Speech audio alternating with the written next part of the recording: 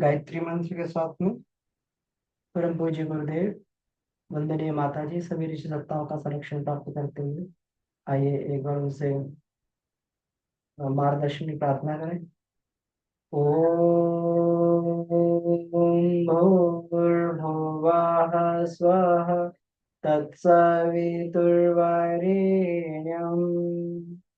भर्गो देवस्य धीमहि धियो यो नः प्रचोदयात्। तो इसमें कुछ विशिष्ट प्राणायाम बताए गए हैं, तो उन प्राणायाम को हम लोग ये करेंगे। इसमें हम लोग प्राणाकर्षण प्राणायाम का अभ्यास पहले कर चुके हैं।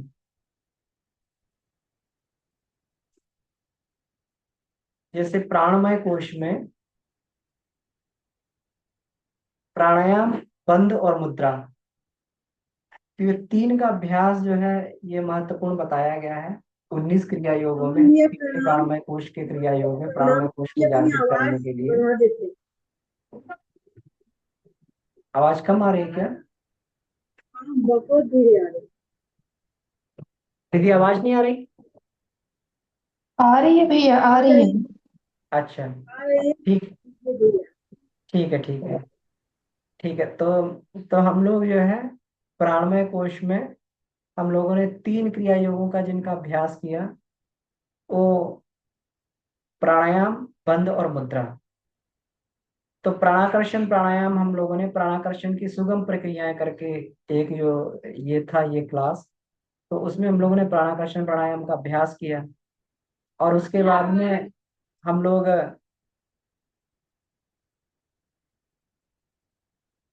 हम लोगों ने बंध का अभ्यास किया। और पिछली कक्षा में लोगों ने मुद्रा का अभ्यास किया। अब कुछ विशिष्ट प्राणायाम और गुरुदेव ने इसमें दिए हुए हैं, तो उनको अपनी स्थिति और सुविधा के अनुसार उनको हमें करना चाहिए, अपनी स्थिति देखते हुए सुविधा के अनुसार उनको हमें करना चाहिए। तो इसमें जो महत्वपूर्ण प्राणायाम दिए हुए हैं, तो उसको आइए हम लोग एक एक करके इसको देखते हैं, इनके क्या फायदे हैं और किस स्थिति में करना चाहिए। तो ये सब देखते हुए हम लोग इनका अभ्यास करेंगे। तो सबसे पहले देखिए,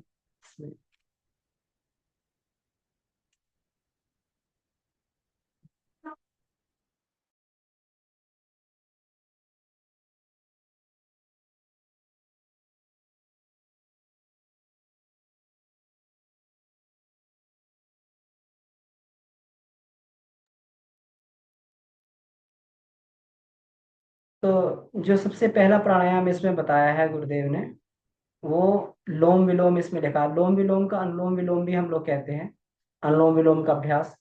तो अनुलोम विलोम का अभ्यास जो गुरुदेव ने, हम लोग गुरुदेव की पद्धति के अनुसार इसमें देखेंगे गुरुदेव ने किस तरीके से इसमें बताया हुआ है, तो उसी के अनुसार हम लोग करने का प्रयास करेंगे। थोड़ा एडवांस स्टेज में इसमें सारे बताए गए हैं, तो उनको हम उनसे मार्गदर्शन लेते जाएंगे। तो सबसे पहले अनुलोम विलोम प्राणायाम, लोम विलोम भी इसमें गुरुदेव ने लोम विलोम लिखा है इसको। तो इसमें हम लोग जो है बाई नासिका से पहले सांस लेते हैं, बाई नासिका को बंद करेंगे, बाई से सांस लेंगे। देखिए, पहले सांस भर लेंगे, सांस भरा बाई नासिका से, और उद्यान और जालंधर बंद लगाया, और दाई नासिका से छोड़ देंगे।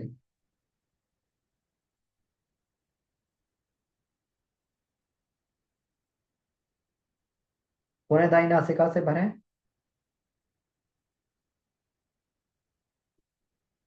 उद्यान जालंधर बंद, बाई से छोड़ देंगे।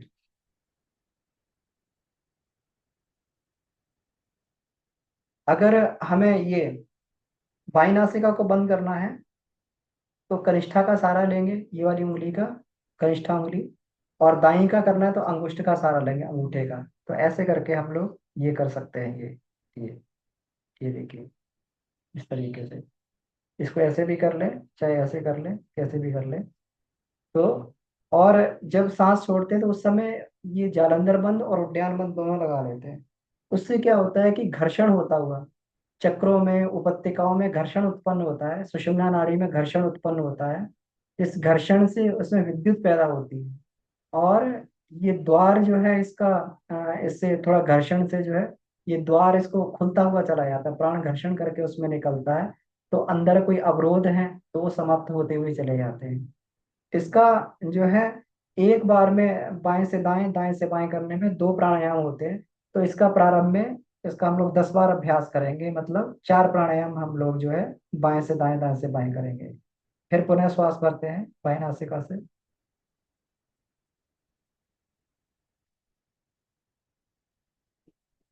उद्यान और जलांधर बंद, दाएं से छोड़ देंगे।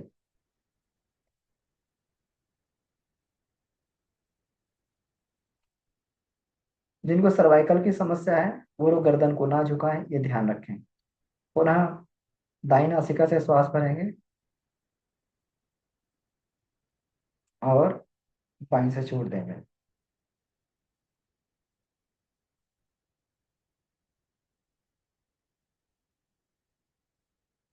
श्वास को भरना है तो श्वास भरते समय बंद को खोल लेना है, और श्वास छोड़ते समय बंद लगाना है। पुनः श्वास भरें,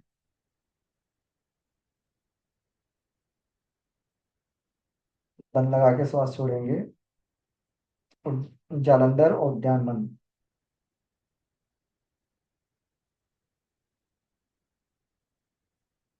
पुनः श्वास भरें बाई नासिका से, दाई नासिका से, और बाई से श्वास छोड़ें।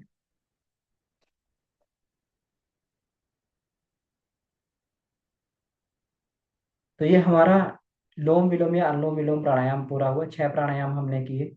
इसको हम लोग 10 तक हमें प्रारंभ करना चाहिए।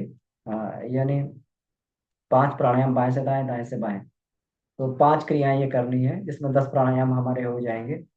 और हर सप्ताह एक एक तक बढ़ाना चाहिए, और इसको जो है 40 प्राणायाम तक इसको ले जाया जा सकता है। तो यहाँ तक इसका अभ्यास किया जा सकता है। तो ये हमारा अनुलोम विलोम प्राणायाम हुआ। इसके बाद में हम लोग सूर्य भेदन प्राणायाम करेंगे।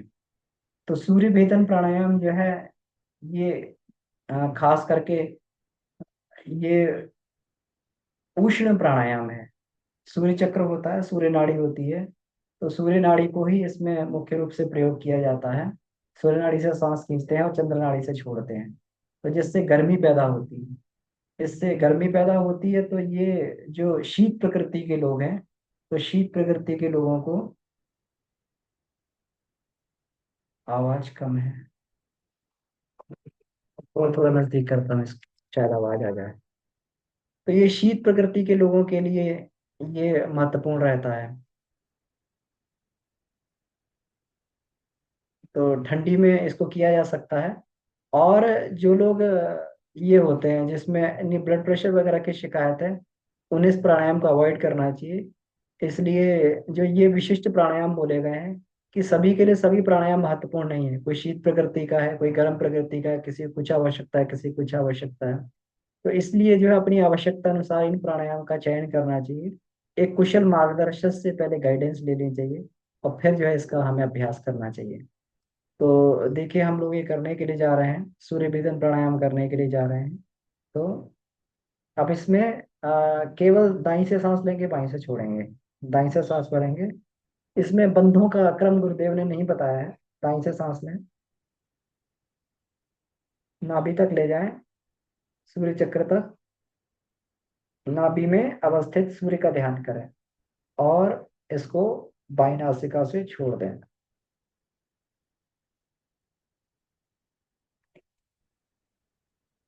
बाई नासिका से श्वास, दाई से श्वास खींचते ही गर्मी आ जाती है शरीर में। पुनः श्वास खींचें,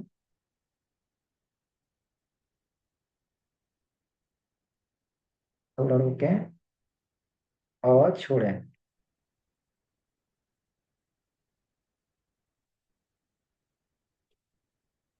पुनः दाई से श्वास भरें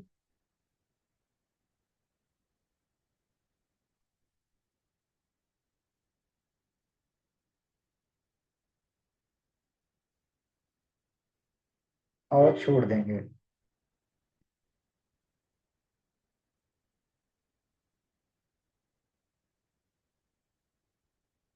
तो इस तरीके से 3 प्राणायाम हुए। इसके भी प्रारंभ में हम लोग 5 प्राणायाम से उसको प्रारंभ कर सकते हैं, और धीरे धीरे प्राणायाम के क्रम को धीरे धीरे ही बढ़ाना चाहिए। बहुत तेजी से, बहुत तीव्र गति से प्राणायाम नहीं करने चाहिए। तो ये 2 प्राणायाम हमारे हुए। एक अनुलोम विलोम प्राणायाम हुआ। अनुलोम विलोम समशीतोष्ण इसको कहा जाता है, क्योंकि गर्म से ठंडा, ठंडा से गर्म, ये समशीतोष्ण है। और जो हमारा ये वाला प्राणायाम सूर्य वेदन प्राणायाम है, ये हमारा उष्ण प्रकृति का प्राणायाम है। तो इसको हम लोग जो है इस तरीके से इसका अभ्यास कर सकते हैं। इसके बाद आगे हमारा नेक्स्ट जो प्राणायाम आता है, इसको हम लोग उज्जाई प्राणायाम बोलते हैं। तो उज्जाई प्राणायाम में देखिए, हम लोग जो है ये कंठ से, इसमें कंठ को थोड़ा सिकोड़ कर ये किया जाता है। तो जिस तरीके से आप देखेंगे इसको, कि थोड़ा सा कंठ को नीचे की तरफ कर लेंगे, ये जालंधर बंद लगा लेंगे तो कंठ थोड़ा नीचे की तरफ ये हो जाता है ऐसे करके। और कंठ से ध्वनि करते हुए ये सांस को ये भरेंगे अंदर। थोड़ा कंठ से ध्वनि करेंगे।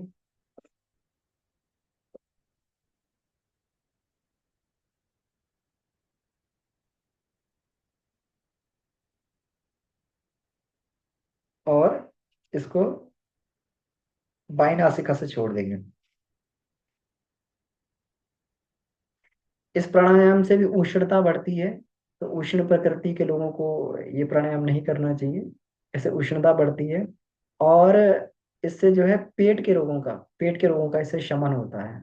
इसमें गुरुदेव ने बताया कि पेट के रोगों का शमन होता है। इसे चलते फिरते, उठते बैठते लेटते सभी स्थितियों में किया जा सकता है। फिर करेंगे, कंठ को थोड़ा सा नीचे झुका दें और इसको करेंगे प्राणायाम को।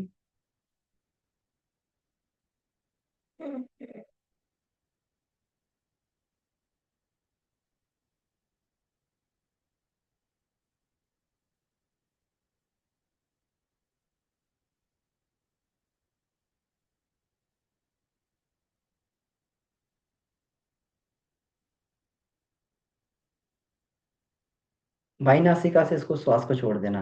कंठ से इसको वायु को खींचना है, और वायु नासिका से छोड़ देना है। फिर कंठ को थोड़ा सिकोड़े नीचे की तरफ। फिर ध्यान रखें कि जिनको सर्वाइकल की समस्या हो, नीचे ना झुकाएं, ऐसे ही कंठ को सिकोड़ लेंगे। खड़े रखते रखते ही कंठ को जो है सीधा रखते ही कंठ को सिकोड़ लेंगे। और जिनको समस्या नहीं है वो लोग कंठ को नीचे झुकाकर या कंठपूर में ठुड्डी को लगा सकते हैं।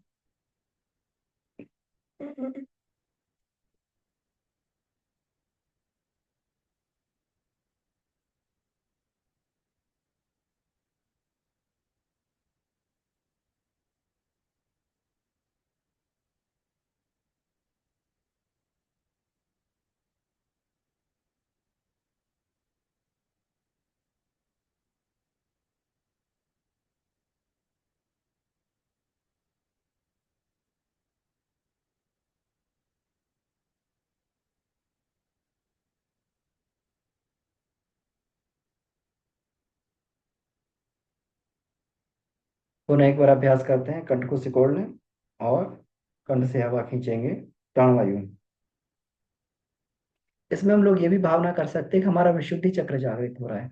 ये भी भावना करते रहें, क्योंकि विशुद्धि चक्र से रगड़ खाती हुई इसमें प्राण भी अंदर को जाती है, तो ये भाव करते रहेंगे।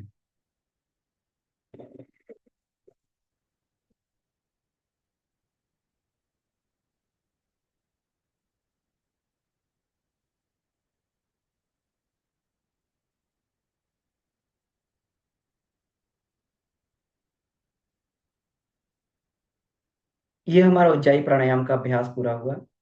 उज्जाई प्राणायाम के बाद में हमारा ये, इसके बाद शीतकारी प्राणायाम आता है। अभी आगे के प्राणायाम दोनों, शीतकारी प्राणायाम और जो हमारा ये वाला प्राणायाम है शीतली प्राणायाम, ये दोनों ही जो है शीत प्रकृति के। तो जिन्हें गर्मी और बहुत अधिक गर्मी लगती है, या फिर ग्रीष्म ऋतु में इसका हम लोग प्रयोग कर सकते हैं। तो ये वाला प्राणायाम जो है, जो शीतकारी प्राणायाम है, इससे काकभूषुंडी जी ने इससे सिद्धि प्राप्त की थी, इस प्राणायाम से। और ये प्राणायाम जो है, ये एक तो शीत इसमें उत्पन्न करता है, शीत उत्पन्न करता है, और प्राण का शोधन इससे होता है। तो इस तरीके से हम लोग इसको ये कर सकते हैं, और गर्मी को शांत करता है। तो इसको हम लोग जो है ये देखेंगे। तो इसमें करना क्या होता है कि शीतकार की आवाज करनी होती है। तो दांतों को ऐसे जीभ में से निकाल के फोटो तक ले आना है। फोटो को फैला के फिर इसी में से हमें श्वास को भरना है, प्राणवायु को इसी में से भरना है। और प्राणवायु को भर के इसी में से हमें ये इसको करके और नासिका के द्वारा इसको छोड़ देना है। ठीक है, इसका अभ्यास करेंगे। शीतकार करते हुए आवाज को, इसको हवा के भरते अंदर। इसमें बंधों का उपयोग नहीं बताया हुआ है, इस प्राणायाम में बंधों का उपयोग नहीं बताया हुआ है। शीतकार करते हुए इसको ये भरना है। और ये, हाँ, एक प्रॉपर्टी और इसकी, शरीर को निर्विष बनाता है, ये विष खत्म करता है शरीर का।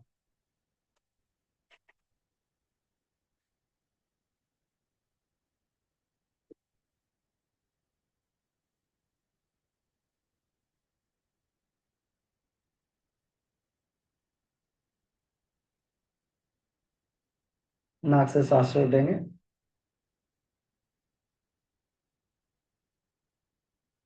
पुनः शीतकार करते हुए अंदर भरें, भाव करते रहे हमारे शरीर का विष खत्म हो रहा है।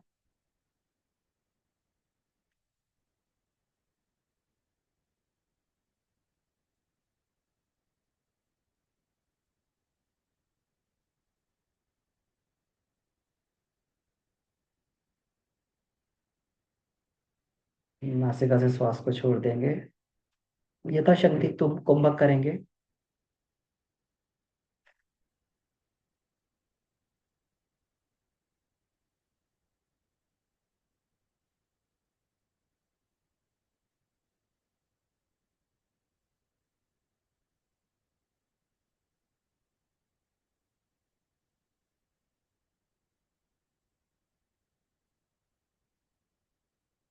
पुनः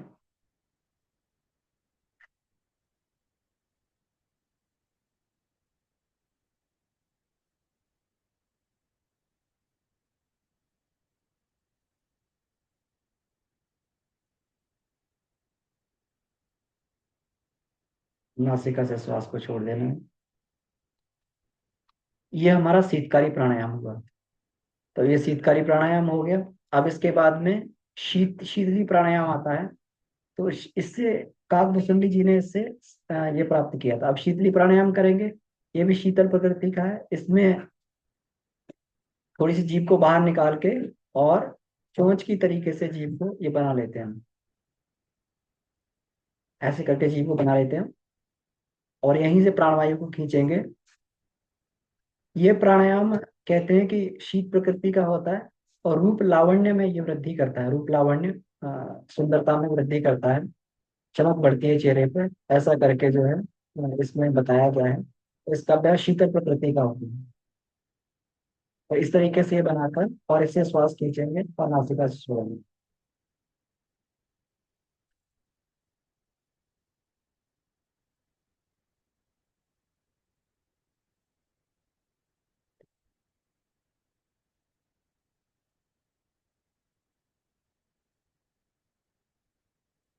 यथाशक्ति कुंभक करके और नासिका से छोड़ देंगे।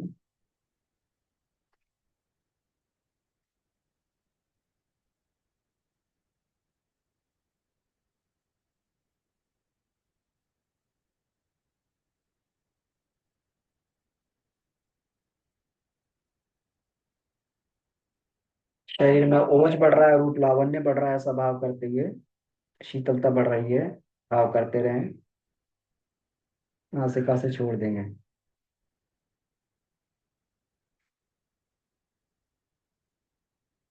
पुनः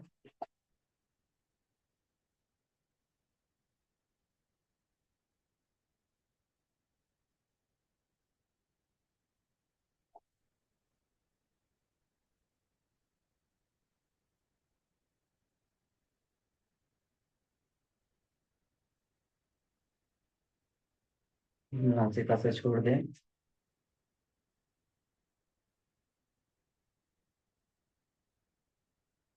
एक प्राणायाम और।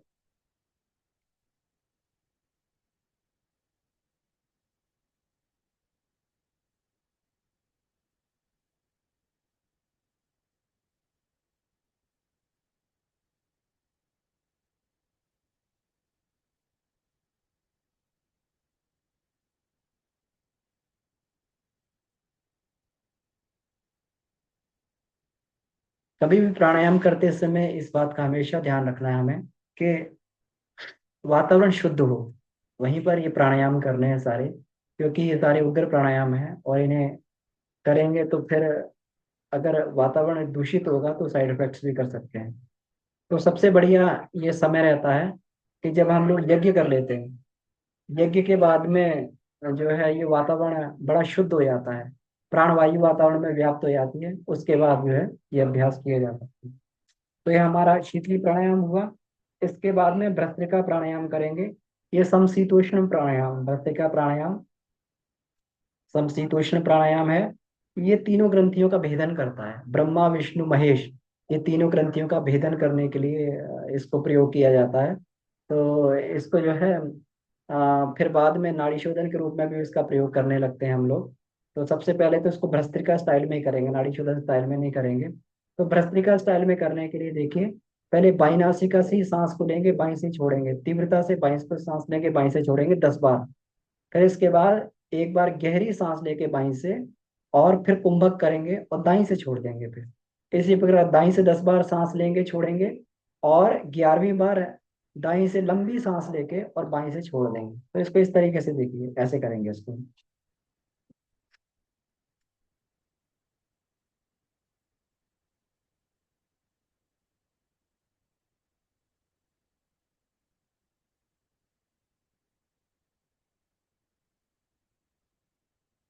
और दाईं से छोड़ दें।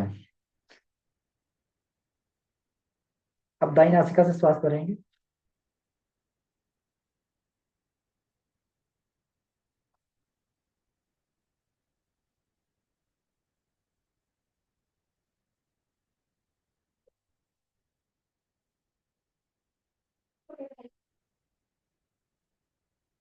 तो ये प्राणायाम जो है, ये तीनों ग्रंथियों का वेधन करता है, समशीतोष्ण प्राणायाम है। और इसमें एक बात का यह ध्यान रखेंगे कि जिनके फेफड़ों में दिक्कत है वो लोग इस प्राणायाम को ना करें, है ना, वो नाड़ी शोधन ही करें, नाड़ी शोधन से भी शोधन होता है। तो नाड़ी शोधन प्राणायाम करें। और साथ में ये प्राणायाम बहुत अधिक संख्या में प्रारंभ में नहीं करना चाहिए। प्रारंभ में बहुत अधिक संख्या में करेंगे तो फुफ्फुस यानी फेफड़ों पर, लंग्स जो है उन पर, उनको क्षति पहुंचने का इसमें डर रहता है। तो इसलिए जो है इसको एक या दो प्राणायाम से इसको हमें प्रारंभ करना चाहिए, और फिर सप्ताह सप्ताह में एक एक प्राणायाम बढ़ाना चाहिए। 5 प्राणायाम ये बहुत रहते हैं, 5 से अधिक प्राणायाम हमें नहीं लगता इसकी आवश्यकता रहती है। तो इसके बाद में ये करेंगे फिर दोबारा। बाएं से सांस लेंगे, बाएं से छोड़ेंगे 10 बार।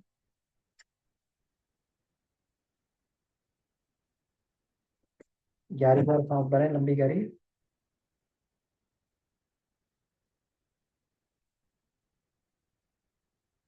और दाएं से छोड़ दें।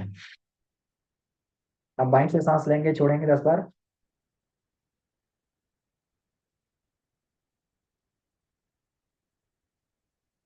लंबी गहरी सांस भरें, कुंभक लगाएं,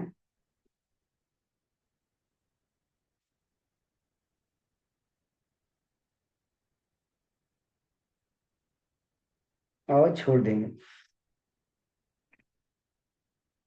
तो इस तरीके से ये हमारा भ्रस्त्रिका का ये प्राणायाम हुआ, भ्रस्त्रिका का अभ्यास हुआ।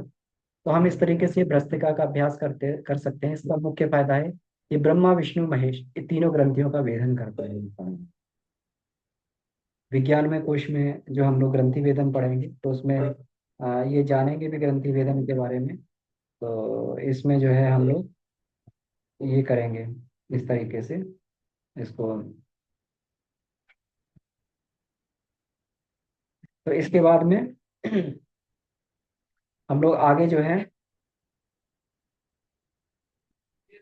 भ्रामरी प्राणायाम करेंगे। तो ये भ्रामरी प्राणायाम का अभ्यास जो है, इसमें गुरुदेव ने थोड़ा एडवांस अभ्यास बताया हुआ है। सिंपल भ्रामरी प्राणायाम करते हैं लेकिन उससे थोड़ा अलग अभ्यास है। तो इसको हम लोग इस तरीके से देखेंगे। पहले हम लोग इसमें ये कर लें। एक मिनट, मुझे लगता है कि आवाज आ रही है कहीं से।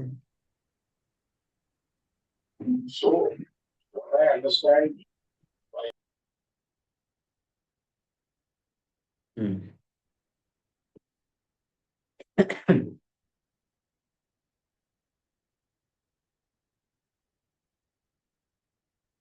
भ्रामरी प्राणायाम देखते हैं। तो भ्रामरी प्राणायाम में पहले क्रिया देख लेंगे।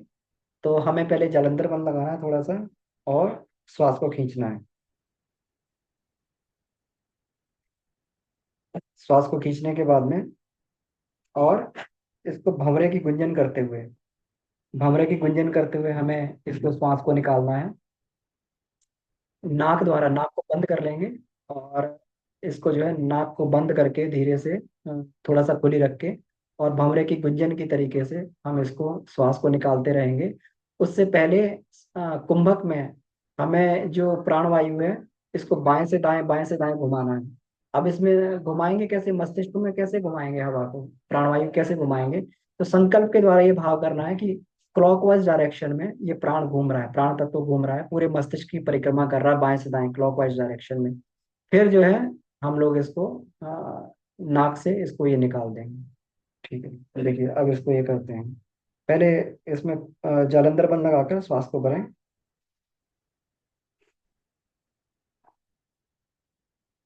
नासिका बंद करके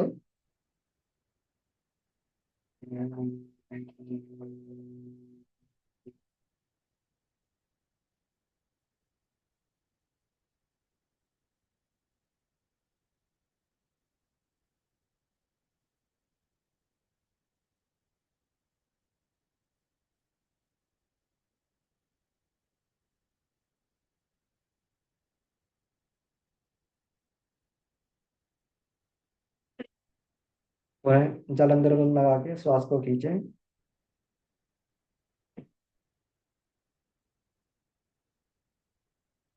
हाँ, अब कुंभक में वायु को बाएं से दाएं क्लॉकवाइज डायरेक्शन में घुमाएंगे मस्तिष्क में।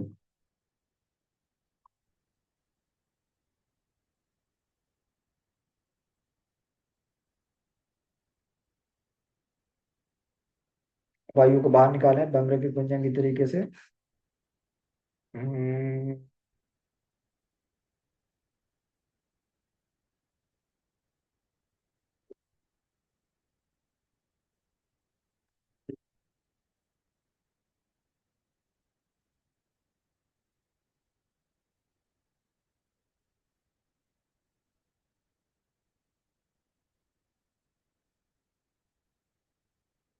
पुनः खींचेंगे वायु को जालंधर बंद में।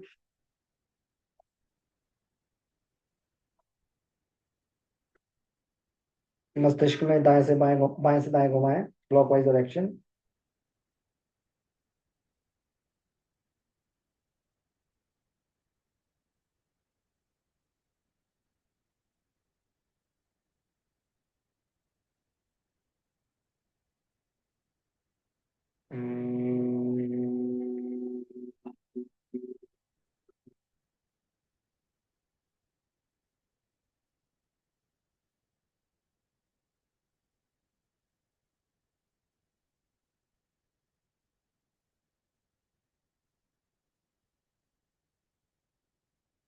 तो इस तरीके से ये भ्रामरी प्राणायाम हुआ।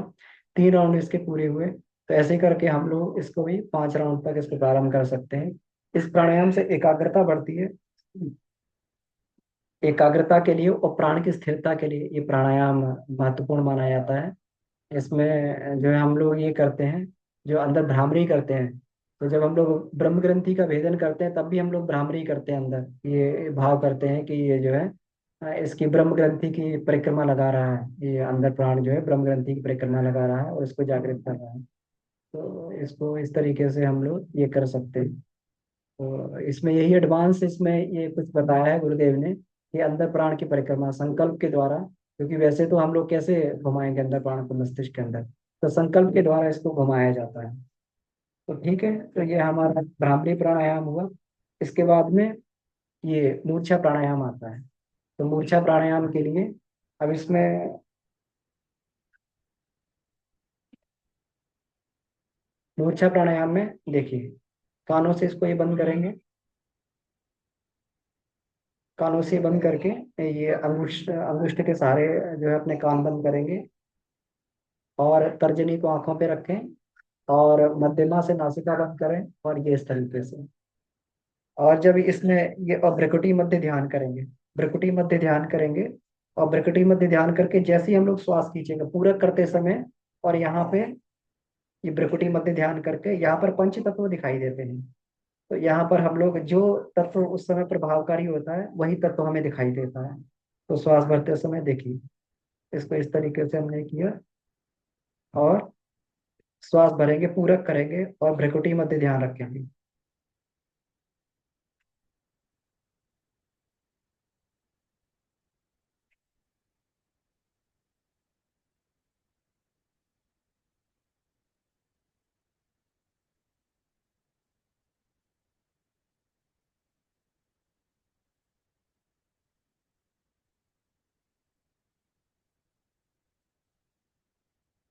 श्वास छोड़ देंगे, पुनः श्वास भरें,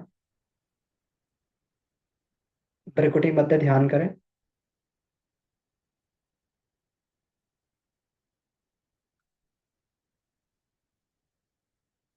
भ्रू मध्य में देखें कि कौन सा रंग हमें दिखाई दे रहा है।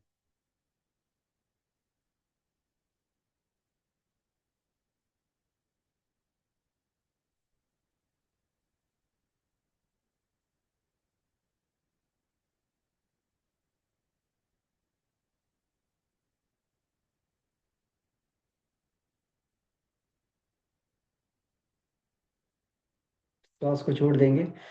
तो इसमें जो है मुख्य जो होता है हमारा, जब भ्रकुटी मध्य हम लोग ध्यान करते हैं तो अलग अलग रंग दिखाई देते हैं और मिश्रित रंग भी दिखाई देते हैं। कुछ उसमें पीला मिला हुआ होगा, कुछ नीला दिखाई देगा, कुछ लाल दिखाई देगा। तो ये तत्वों के अलग अलग रंग हैं। तो इससे हमारा तत्व शोधन होता है। जो हमारा ये जो अंदर तत्व होते हैं, तत्व शोधन होता है। पृथ्वी जल अग्नि वायु और आकाश। और तत्व शोधन के साथ में इसमें ये होता है, इससे जो है नादानुसंधान में, नाद साधना में इससे सहायता मिलती है। तो अब इसमें तत्वों का अलग अलग ये रंग बताया गया है। जैसे पृथ्वी का है, पृथ्वी का रंग पीला बताया गया है इसमें, है ना। जल का रंग जो है, जल का रंग ये बताया गया है, सफेद बताया गया है ना। और अग्नि का जो है ये लाल बताया गया है। और इसमें ये है, जो वायु का रंग है वो हरा बताया गया है। और आकाश का रंग नीला बताया गया है। तो इस तरीके से ही अग्नि, इस तरीके से सारे तत्वों के अलग अलग रंग हैं। तो जो तत्व जिस समय जो प्रभावी होगा उस वही तत्व हमें दिखाई देगा। तो प्राणायाम करते समय, प्राणवायु खींचते समय वो तत्व शुद्ध हो रहा है, ऐसा भाव करेंगे। जब हम लोग कला साधना करते हैं तब भी एक एक तत्व को शुद्ध करते हैं, लेकिन उस समय हम अलग अलग चक्रों पे ध्यान करते हैं। मूलाधार चक्र पर ध्यान करते हैं पृथ्वी तत्व के लिए, स्वादिष्ठान पे जल तत्व के लिए ध्यान करते हैं, अग्नि तत्व के लिए मणिपुर पर ध्यान करते हैं, वायु तत्व के लिए हृदय पे ध्यान करते हैं, विशुद्धि तत्व के लिए आकाश तत्व के लिए विशुद्धि में ध्यान करते हैं। तो ऐसे करके हम लोग अलग अलग तत्वों की साधना करते हैं। तो इसको कला साधना भी कहते हैं। ये आनंदमय कोश की साधना, ये प्राणायाम आनंदमय कोश में के इसके लिए कला साधना में बहुत सहायक होता है। इससे तत्वों का शोधन आसानी से होता है। वैसे तो हम ध्यान के माध्यम से भी तत्वों का शोधन कर सकते हैं, लेकिन प्राणायाम के माध्यम से थोड़ा और सहज हो जाता है। तो इस तरीके से ये अभ्यास करके हम लोग अपने तत्वों का शोधन भी कर सकते हैं। तो ये प्राणायाम कुछ विशिष्ट प्राणायाम थे, तो विशिष्ट परिस्थिति में अपने अनुसार हमें इसको करना चाहिए। गुरुदेव ने ये पूरा का पूरा विवरण इसका गायत्री महाविज्ञान में दिया हुआ है। और इसको गायत्री पंचकोशी साधना और उपलब्धियां वांग्मय नंबर 13 में भी दिया गया है। इनको चैप्टर को डिटेल में पढ़ें, अच्छे से पढ़ें। और अच्छे से पढ़ने के बाद में जो भी प्राणायाम आपको उचित लगे अपनी स्थिति के अनुसार, या फिर उसको बातचीत करके जो है बाबूजी से बात कर लें, या कभी आपस में हम लोग बातचीत करके और उसको निर्धारित कर सकते हैं कौन कौन से प्राणायाम हमें करने चाहिए। अब प्रतिदिन हम लोग कौन कौन से प्राणायाम करते हैं, मुख्य रूप से जो सामान्य प्राणायाम है और जो सबसे सर्व उपयोगी है, उसको हम लोग जो है उसमें हम लोग ये नाड़ी शोधन प्राणायाम करते हैं और प्राणाकर्षण प्राणायाम करते हैं। ये दोनों प्राणायाम ही हमारे लिए काफी सहयोगी प्राणायाम में, हमारी पंचकोशी साधना में। और साथ में अगर सर्दी शीत इत्यादि की शिकायत है तो हम लोग सूर्य भेदन प्राणायाम भी कर सकते हैं। और सोहम प्राणायाम का अभ्यास तो चलते फिरते हम लोग ये कर सकते हैं। तो यही चार प्राणायाम मुख्य रूप से प्राणायाम है जो हम लोग ये करते हैं। और बाकी के प्राणायाम अपनी स्थिति के अनुसार हमें देख के करने चाहिए। भस्त्रिका इत्यादि का भी प्रयोग हम लोग करते हैं, लेकिन प्रारंभ में भस्त्रिका का प्रयोग नहीं किया जाता है। ये धीरे धीरे जैसे जैसे प्राणायाम से हमारे लंग्स ठीक हो जाते हैं, तो फिर उसके बाद ही भस्त्रिका के अभ्यास इसमें जोड़ा जाता है। ग्रंथि भेदन के लिए बहुत आवश्यक अभ्यास है। तो ठीक है, तो मुझे लगता है कि इसमें क्रिया पक्ष इसमें क्लियर हो गया होगा। तो इसको जो है हम लोग पढ़ के प्रैक्टिकल कर सकते हैं। तो इसको हम लोग यहीं समाप्त कर सकते हैं जी। और कोई प्रश्न हो तो प्रश्नों पे हम लोग चर्चा कर सकते हैं जी। भैया मुझे थोड़ा भ्रामरी का क्लियर नहीं हुआ, थोड़ा अगर क्लियर कर देते भ्रामरी वाला, बाकी सब समझ गए। हाँ, यदि भ्रामरी प्राणायाम में देखिए, भ्रामरी प्राणायाम में हम लोग जैसे ये किया, बंद किया इसको, थोड़ा सा ये जलंधर बंद लगाया, श्वास को खींचा और नासिका को बंद करके पहले तो कुंभक में हमें भ्रमर करना है ना। श्वास को खींचा जालंधर बंद में, नासिका को बंद किया, कुंभक में भ्रमर करेंगे। तो जो हमारे ये मस्तिष्क में वायु है, इसको घुमाना है क्लॉकवाइज, जैसे घड़ी चलती है ना, बाएं से दाएं, बाएं से दाएं, बाएं से दाएं, वैसे घुमाना है अंदर संकल्प से।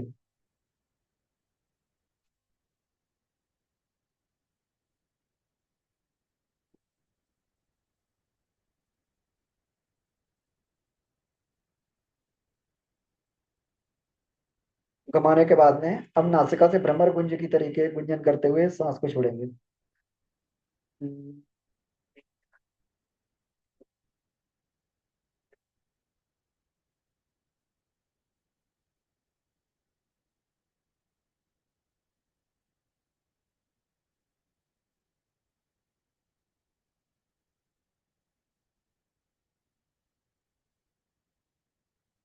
नहीं, समझ गए, थैंक यू। जी। तो इसको हम लोग इस तरीके से ये कर सकते हैं, इस प्राणायाम का जो है प्राण के शोधन में और प्राण की स्थिरता में और एकाग्रता में जो है इसको सहायक बताया गया है जी।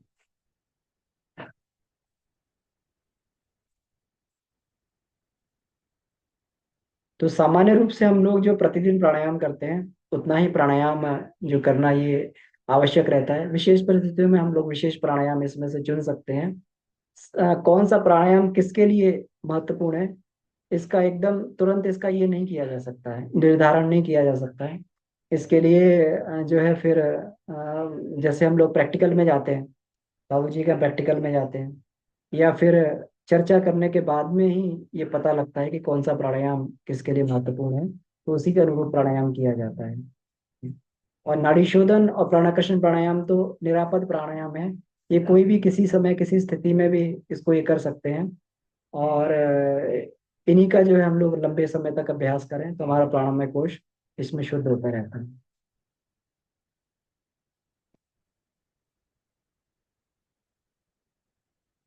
सुमन दीदी। तो प्रणाम भैया। आप बोले किसी भी अवस्था में कर सकते हैं। देखिए अभी तक मेरा ना मैं नहाई भी नहीं, कुछ नहीं की, मेरा यही डेली रूटीन है। संडे सैटरडे को काम रहता है, मेरा मिल्कमैन आएगा, मेरा ये आएगा, तो मैं कर नहीं पाती हूँ। तो आप बोल रहे हैं तो कैसे, और बंद भी लगाने वाला बोल रहे हैं कि छोड़ने के टाइम में उसको कुछ पकड़ के रखना है, लेकिन हम तो उल्टा ही कर रहे थे, हम तो छोड़ ही देते थे। किसको छोड़ देते दीदी? नहीं नहीं, बंद लगाने के टाइम में हम हाँ। बंद भी लगाते थे, भरने के टाइम में तो खुला ही रहता था मेरा, और छोड़ने के टाइम में भी हम खोल देते हैं। नहीं, कुंभक के टाइम में हम रोक के रखते हैं। तो लेकिन आपने तो बोला कि छोड़ने के टाइम में उसको, तो कैसे छूटेगा, छूटेगा तो नहीं था। हाँ दीदी, देखिए, जो हम लोग सामान्य प्राणायाम प्राणाकर्षण में करते हैं, इसमें केवल कुंभक में ही बंद लगाते हैं ना। और लेने और छोड़ने के टाइम में हम लोग जो है बंद को छोड़ देते हैं। लेकिन विशिष्ट प्राणायाम है, तो विशिष्ट प्राणायाम में इसमें यही बताया गया। विशिष्ट प्राणायाम जो है ना, ये हमारा उज्जाई हो गया, है ना, उज्जाई हो गया, चाहे हमारा लोम विलोम हो गया, तो इस स्थिति में जो है ये बंद लगाकर खींचने के लिए बोला गया है।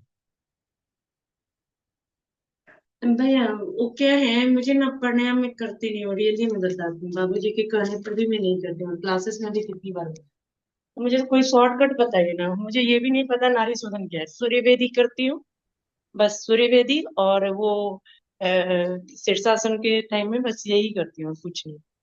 तो इसमें सूर्य वेदी भी करती हम लोग 7 से 7.25 तक प्रतिदिन प्राणायाम करते हैं दीदी। आप ज्यादा दिन तक मत हूँ। जुड़िए उसमें, 5-6 दिन जुड़े आइए केवल, है ना, कुछ समय को सात से व्यवस्थित करके।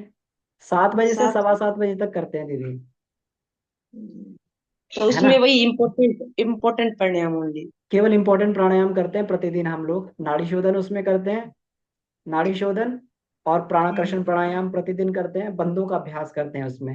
है ना, ये तीन चीजें हम लोग ये करते हैं प्रतिदिन 15 मिनट। तो इसमें कुछ दिन तक अगर आप जुड़ जाएंगी तो उससे आपके सैटरडे अभ्यास में आ संडे जाएगा। होता है ना? Saturday Sunday, second and fourth Saturday Saturday only को भी ज्वाइन। करते हैं दीदी, है ना, सैटरडे को भी करते हैं। सेकंड एंड संडे को फोर्थ क्योंकि तो क्लास सेम रहता है मेरे 7 से 7:15 तक, तो इसलिए सैटरडे को नहीं करते हैं। तो संडे को नहीं करते हैं, सैटरडे को नहीं नहीं, सोमवार से लेके और शनिवार तक जो है प्रतिदिन करते हैं, 7 बजे से 7:15 बजे तक दीदी। इंस्ट्रक्शन के साथ करते हैं, ठीक है, इंस्ट्रक्शन के धन्यवाद साथ में भैया। करते हैं। सेम बिल्कुल लिंक ना? ठीक है, सेम। धन्यवाद। ये लिंक नहीं दीदी, जो लिंक स्वाध्याय वाला है ना उस लिंक पर। तो स्वाध्याय वाला ग्रुप में मैं शायद नहीं हूँ, आप थोड़ा लिंक हो, नहीं, एक बार स्वाध्याय वाला शेयर। लिंक है ना, शाम को जो आप जुड़ते हैं ना स्वाध्याय में लिंक ओके में, ओके ओके, ठीक है, वही लिंक है धन्यवाद दीदी। हाँ, धन्यवाद। उसी पे पूरी की पूरी जो साधना है उसी पे चलती है, सुबह और दोपहर और शाम का जो है उसी पे चलता है दीदी। तो इसको एक हफ्ता भर जुड़ जाएंगे और प्रोसेस सीख लेंगे तो फिर जो है अपने से इसको करते रहेंगे। ठीक जी है, धन्यवाद। ठीक है जी, धन्यवाद।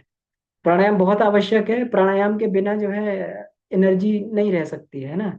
एनर्जी को अगर हमें भरना है, सामान्य से अधिक एनर्जी चाहिए, और सामान्य से अधिक चाहिए ही हमें घर का भी काम करना है, ऑफिस का भी काम करना है, और आध्यात्मिक साधनाएं भी करनी है ना। सामान्य में तो उतनी एनर्जी मिलती है जो सामान्य कार्यों में ही खर्च हो जाती है।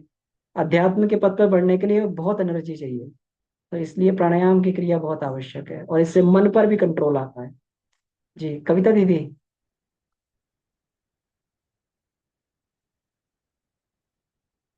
कविता दीदी आप कुछ कहना चाह रही हैं? जी जी भैया प्रणाम। दी प्रणाम। भैया जब आप प्रणाम रोज करवाते हैं, संकल्प बल का जागरण जो करवाते हैं, तो वो सांस जो भरते हैं तो कहाँ नाभि तक लेके जाना है? हाँ, तो जब संकल्प बल का जागरण करते हैं तो उसमें प्राणाकर्षण प्राणायाम में जब तक बताया ना जाए, है ना, तब तक हम सांस को सूर्य चक्र तक ही ले जाएंगे। देखिए सूर्य चक्र यहाँ पे होता है, ये जो पसलियों का जॉइंट होता है ना, यहाँ पे सूर्य चक्र होता है। जी ठीक है, भैया। तो यही यही इसको प्राण कोश बोलते हैं, सूर्य चक्र को ही। यहीं पर आके प्राण जो है स्थित होता है यहाँ पर, और यहीं जी से पूरे भैया। शरीर में फैलता है। तो जब तक कहीं कहीं भी विशिष्ट रूप से बताया ना जाए तब तक तो यहीं पे लाएंगे, है ना। जैसे नाड़ी शोधन में हम बता देते हैं कि आप जो नाभि तक ले जाएं और नाभि में चंद्र का ध्यान करें, है ना। जी भैया। तो जी उसमें भैया। ये, तो जब पहला चरण करते हैं प्राण का मंथन शोधन जागरण, तब तक यहीं पर सूर्य चक्र पे ही प्राण को लाते हैं। और जी दूसरे में भैया। संकल्प बल का जागरण करते हैं, उसमें भी जो है सूर्य चक्र पे ही प्राण को लाते हैं। जी और भैया। फिर जो है जब आगे प्राण का संवर्धन करते हैं तो उसमें अलग अलग चक्रों पे ले जाते हैं, तो उसमें बताते जी रहते हैं भैया, सांस। वो तो पता है, बहुत सुंदर से आप ले जाते हैं और अभी जा भी रहा है भैया। हाँ अभी हाँ, नाभि तो जा। संकल्प से जाने भी लगता है दीदी, है ना।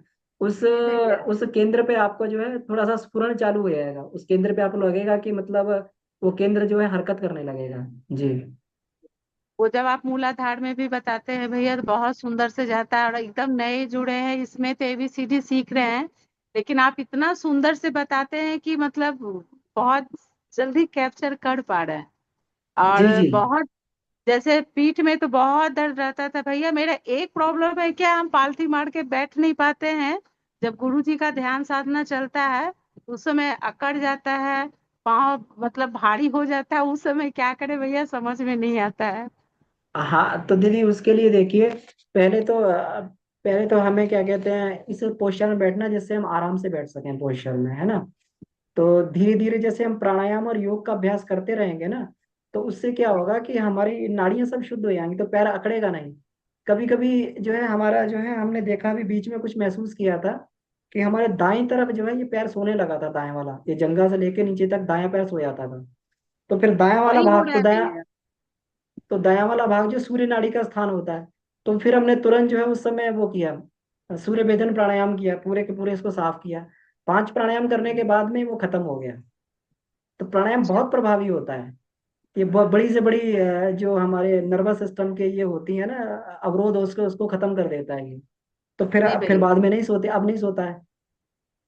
अच्छा भैया, जैसे कंठ जो है भैया, एकदम लगता था मेरा जाम है, थायराइड का 100 खाते हैं, लेकिन पूरा तो जब प्राणायाम करते हैं सटाते नहीं, अंदर से जो आप बताए थे कि अंदर से टाइट कर लेना, लेकिन गला को नीचे नहीं करना है, उससे हाँ भी मेरा थोड़ा सा ढीलापन आ गया है गला हाँ, में। तो बाएं हाथ में भी बहुत फायदा है भैया। हाँ, आएगा दीदी। प्राणायाम तो बड़ी बड़ी उसको गला देता है ना, बड़ी बड़ी कठोरताओं को प्राण तो खत्म कर गला के छोड़ देता है, ग्रंथियों गला देता है। तो धीरे धीरे करके ही गलने लगेंगे, सब खत्म हो जाएगा। जी भैया, आपके साथ तो सुबह पर डे हम बने रहते हैं, लेकिन प्राणायाम वगैरह क्या बाद में भी किया जा सकता है?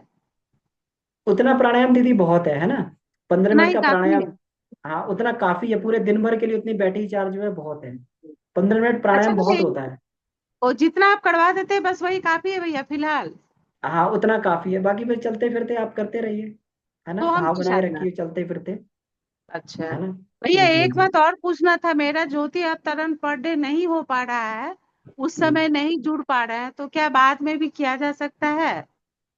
हाँ, बाद में कर लीजिए, दोपहर, ये दोपहर की साधना, दोपहर में कभी भी कर लीजिए जब आपको समय मिल जाए तो। दोपहर में कभी भी किया जा सकता है? दोपहर में कभी भी कर लीजिए दीदी।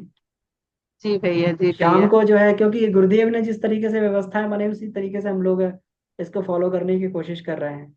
जी भैया, सुबह ध्यान होता है तो हम लोग सुबह ध्यान करते हैं, दोपहर में बिल्कुल। ये होता है तो हम लोग जो है मध्याह्न ज्योति साधना, ज्योति अवधारण साधना करते हैं, और शाम को नादिया करते हैं। तो वही सीक्वेंस बना के रखा हुआ है। जी भैया। दोपहर में क्या बजे करते हैं भैया? अच्छा, दोपहर में वैसा हम लोग ये करते हैं, ये 1:30 बजे से, 1:30 से 1:45 बजे तक। ठीक है भैया। सेम भैया वही शांति आपको कुंज में बहुत जैसे डेढ़ बहुत से पौने दो चलता है ना, उसी में करते हैं। जी प्रणाम भैया, सभी को प्रणाम। जी डॉक्टर साहब बहुत प्रणाम। सुंदर प्रैक्टिकल।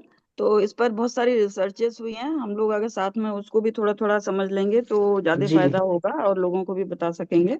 एक तो जैसे आपने बताया ना, गुरुदेव ने बताया कि शुद्ध वायु में करना है, तो वो बहुत इंपॉर्टेंट है। क्योंकि नहीं तो हम अशुद्ध वायु ले लेंगे तो उसका और नुकसान ही हो जाएगा। तो सब सुबह, और नहीं तो फिर ये तुलसी गमले के पास भी बहुत इफेक्टिव होता है, क्योंकि तुलसी का ऑरा ऐसा होता है और वायु जो है उनके थ्रू आती है। तो वो बहुत ज्यादा फायदे, उसके हम सूक्ष्म लाभ भी ले सकते हैं। या फिर कुछ ऐसे पेड़ पौधे हैं जिनमें से डिवाइन ये एनर्जी निकलती है, और उस इसलिए ये चीज का भी ध्यान हम लोग रखेंगे। कुछ भी नहीं तो तुलसी का गमला एक साथ में रख लीजिए, बाहर पार्क में नहीं जा सकते या कहीं ऐसे पे, तो थोड़ा उस चीज का ध्यान रखना। और यज्ञ के बाद तो बहुत इफेक्टिव होता है, यज्ञ चिकित्सा इसी पर आधारित है जो अपने यहाँ चल रहा है ना, यज्ञोथेरेपी। और दूसरा, ये शीतकारी प्राणायाम के बारे में बहुत अच्छी अच्छी चीजें लिखी हुई हैं, अभी डिटेल में कभी फिर हम लोग गुरुदेव हमें बताएंगे। तो एक तो लो बीपी वाले या हार्ट प्रॉब्लम वालों को अभी नहीं करें, अस्थमा वालों को, क्योंकि जिनका ठंडा अभी प्रॉब्लम चल रही है, ठंडा शरीर है, तो उनको नहीं करना है। और ये निर्विष तो बनाता ही है। और बहुत सारी इसमें पित्त पित्त दोष को शांत करने के लिए बहुत इफेक्टिव है, एंगर को, क्रोध को, नींद के लिए बहुत अच्छा है, और डाइजेशन में भी हेल्पफुल है, फोकस और कंसंट्रेशन को बहुत बढ़ाता है। तो ऐसे बहुत सारे इसके हेल्थ बेनिफिट्स हैं। और ये पूरा ऊपर की जो हमारी ज्ञानेंद्रियां हैं ना, उसके लिए भी बहुत फायदेमंद है। तो ये भी बताया है इसमें रिसर्चेस में। तो और थोड़ा शॉर्ट में हम लोग ये इस पर, भ्रामरी की तो इतने चमत्कारी है कि अभी जो कुछ न्यूरोलॉजिस्ट हैं जो ब्रेन पर पूरा रिसर्च कर रहे हैं प्राणायाम और मंत्रों पर, डॉक्टर श्वेता खासकर न्यूरोलॉजिस्ट हैं, बहुत ही फेमस। तो वो उन्होंने बताया कि एक तो एक सिंगल भ्रामरी करने से, ओनली हम हमिंग करते हैं, मान लीजिए हम कुछ भी नहीं कर सकते, तो अल्फा वेव्स को बढ़ाते हैं, जो 48 हर्ट्ज मतलब काम करती है, मतलब शांत करने के लिए। अल्फा वेव जो है ब्रेन के लिए बहुत ज्यादा जरूरी है, जो शांति देने के लिए। तो उन्होंने खुद ही कहते हैं, मैंने अपने ऊपर करके देखा तो एक भ्रामरी से मेरा मेंटल एफिशिएंसी बहुत गुना बढ़ गई, पूरी रिसर्च पेपर है। और मन शांत भी हो गया, मतलब हम उसमें अल्फा में रह के दोनों काम कर सकते हैं, कि आप एक्टिव भी रह सकते हैं, फोकस्ड भी रह सकते हैं, सब कुछ, और शांत से ढंग से काम भी कर सकते हैं। दूसरा, इसमें नाइट्रिक ऑक्साइड मॉलिक्यूल जो है एक बहुत ही इंपॉर्टेंट मॉलिक्यूल है शरीर में, जो धमनियों को हमारा चौड़ा करके ब्लड का सर्कुलेशन बढ़ाता है। वो नेचुरली प्रोड्यूस होता है। लोग तो इसकी गोलियां खाते हैं, क्या क्या तरीके करते हैं, लेकिन वो नेचुरली ये हमिंग साउंड से प्रोड्यूस होता है। और बाकी तो और बहुत बहुत सारी रिसर्चेस हैं, तो ये दो तीन चीजें। तो और बच्चों को स्कूल में इसीलिए कराया जा रहा है, तो उससे उनको बहुत फायदा हो रहा है। तो ब्रेन को एक्टिवेट करने के लिए, ब्रेन की एफिशिएंसी बढ़ाने के लिए बहुत फायदेमंद है दो तीन चीजें। एकाग्र का तो एकाग्रता तो बढ़ती है, प्राण की स्थिरता, और बहुत सारे। तो हम मेडिकल बेनिफिट्स के हिसाब से भी थोड़ा इसको आगे समझते चलेंगे तो ज्यादा अच्छा होगा। जी प्रणाम सर। तो दीदी, ये भ्रामरी प्राणायाम दो तीन तरीके से होता है, तो कौन सा भ्रामरी करते हैं? जी ये सिंपल वाला बस, जिसमें जनरली जो बताते हैं ना, जो सभी कर सकते हैं, बस कानों को नहीं बंद अभी। करके यूजुअली बताते हाँ। हैं, क्योंकि ये इतना जी वाला जी। तो छोटे बच्चे या जिनको एकदम नहीं पता नहीं समझ पाएंगे। वैसे जी हम इसको वायु को घुमाते समय ये भी समझ सकते हैं कि हमारे न्यूरॉन्स मल्टीप्लाई हो रहे हैं, स्वस्थ हो रहे हैं, रिमाइलिनेशन मतलब मेडिकल भाषा में बहुत कुछ हो रहा है, वो हम अपना अपना बना सकते हैं जो एडवांस वाला कर मतलब रहे जो भ्रामरी आज भैया ने कराया है वो हैं। सिंपल जी वाला वही। वो जी जी। एडवांस है थोड़ा सा। वो जनरली तो अच्छा। ये लोगों को ये बता सकते हैं जी, आप सांस लो, जैसे हम ओम की तरह सांस छोड़ते हैं, कान बंद कर लो, भ्रमर का जी गुंजन आपको ब्रेन में पता चलना चाहिए, बम्बल ब्री बोलते हैं, वैसे भ्रामरी होता है, भ्रामरी जो भ्रमर अलग होता है, भ्रामरी अलग, उसकी आवाज अगर निकालेंगे ना थोड़ी महीन होती है, तो ज्यादा वो तो फायदेमंद नाक से निकलेगा दीदी। जी हाँ, नाक से निकलेगा। और जी जितना जी। लंबा लेंगे, वैसे भी ये पता चला है कि जितनी आप सांस लेते हैं, मान लीजिए आप 4 के बराबर लेते हैं, 8 के बराबर जी छोड़ते हैं, इन सब ओम में या इसमें यही सब फायदा है। तो अगर आप डबल छोड़ते हैं तो आपका बॉडी अल्कलाइन होती है, वो भी बहुत तरह के हेल्थ बेनिफिट्स हैं जो अभी धीरे जी। धीरे रिसर्चेस सामने आ रही हैं। तो सिंपल वाला तो बच्चों को सिखाने के लिए, जी सांस लो, कान बंद करो, अगर ये पांचों कर सकते हैं तो उससे एडिशनल बेनिफिट्स होंगे, क्योंकि यहाँ पर हमारे कुछ मर्मा पॉइंट्स हैं वो भी दबेंगे, तो ज्यादा जी फायदा हो सकता है। बट सिंपल ये है कि सांस लो भाई, और इतने देर तुम करते हुए छोड़ो, कानों में उंगली डालो, और आवाज निकालते हुए करो। तो छोटे बच्चे या यंग लोग जो बिगनर्स हैं उनके लिए उतना करने से भी उनको बड़ा फायदा दिखा ब्रेन में, क्योंकि वो पूरा स्कैन करती रहती हैं सारा। तो ये सबको हमें बहुत अपनाने की जरूरत है, और कभी भी कर सकते हैं, कभी भी कर दे, उसमें हमिंग साउंड ही बहुत फायदेमंद है सिर्फ ऊपर के प्रॉब्लम्स के लिए। जी धन्यवाद, प्रणाम। जी। तो हमें लगता है क्लास का समय हो गया। बहुत बहुत आभार डॉक्टर साहब आपको, ऐसे मेडिकल रिसर्च, आधुनिक रिसर्च आपने बताई, तो इससे जो है पूरा समन्वय हमारा हो जाता है। तो ठीक है। और एक महत्वपूर्ण सूचना और है कि अब हम लोग को 3 महीने से हम लोग ये वाला ध्यान कर रहे हैं, 3 शरीर वाला। तो अब हम लोग थोड़ा एडवांस की तरफ बढ़ेंगे। तो पंचकोशीय ध्यान प्रातः हम लोग 6 बजे से जो 6:35 तक हमारा चलता है, तो हम लोग पंचकोशी ध्यान की ओर आगे बढ़ेंगे, और धीरे धीरे फिर कुंडलिनी जागरण का ध्यान भी इसमें जोड़ेंगे, क्योंकि 1 साल की साधना है। तो इसको आगे हमें जो है अलग अलग फेजेस में इसमें जो कवर करना है, पंचकोशी ध्यान, फिर सोहम साधना, फिर जो है कुंडलिनी जागरण, फिर सारा कुछ हमें इसमें जोड़ते जाना है। तो कल से हम लोग यही जो है पंचकोशी ध्यान फिर प्रारंभ करने के लिए जा रहे हैं। तो अ, तो ठीक रहेगा। तो इसमें किन्हीं का कोई और इसमें मत हो तो बता सकते हैं जी।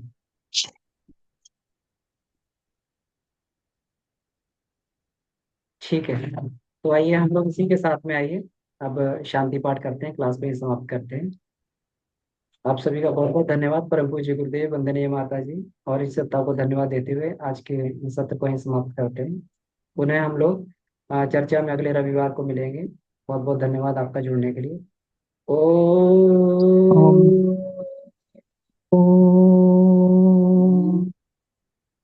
शांति शांति शांति। समाप्त। सभी को प्रणाम, धन्यवाद।